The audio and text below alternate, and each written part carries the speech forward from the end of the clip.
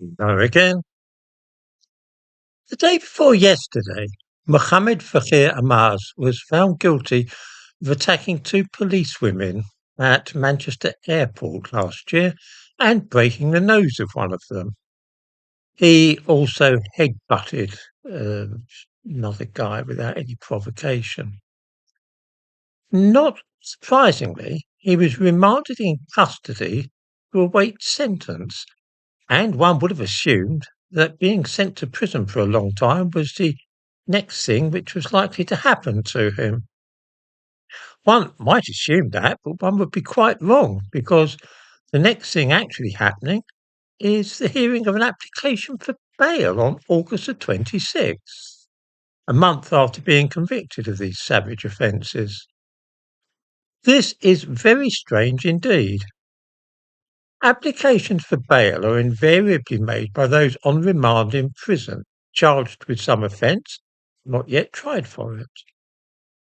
In all my life, I have never heard of a person in this country who has been convicted of violent crimes and being considered for bail in this way before he's been sentenced.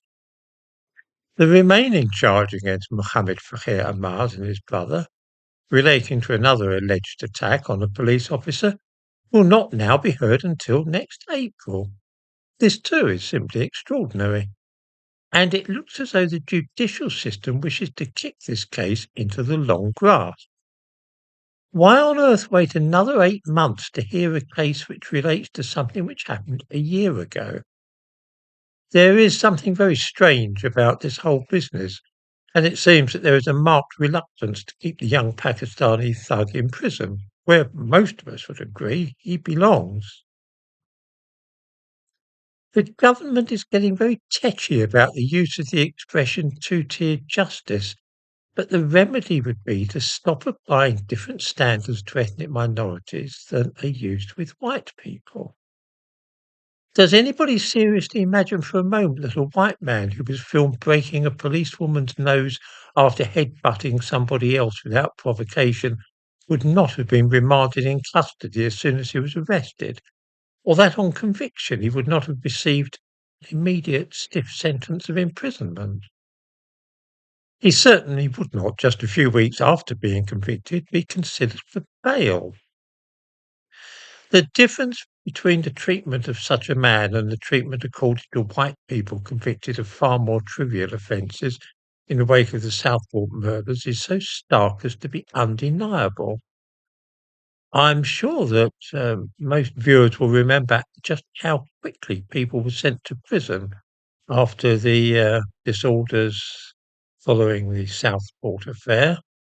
Sent to prison not only for being disorderly in the streets, but even for just posting tweets and so on.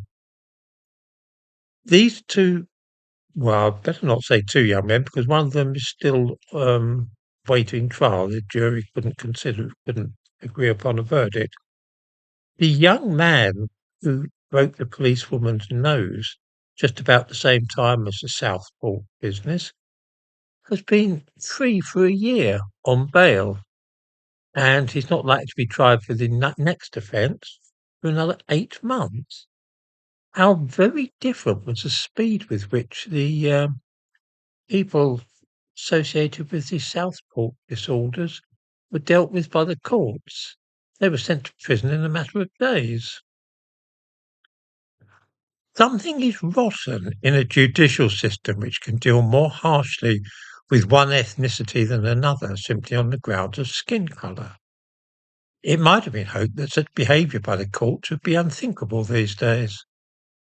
A terrible reckoning is building up and will soon fall due for payment. I say this not with any satisfaction, but simply as an observation of a state of affairs which is becoming increasingly plain to everybody in Britain. If you try and treat the majority population in a more harsh fashion than the people, you are storing up trouble. The only question is what form that trouble is liable to take. But that people will in the end refuse to put up with such a situation is inevitable.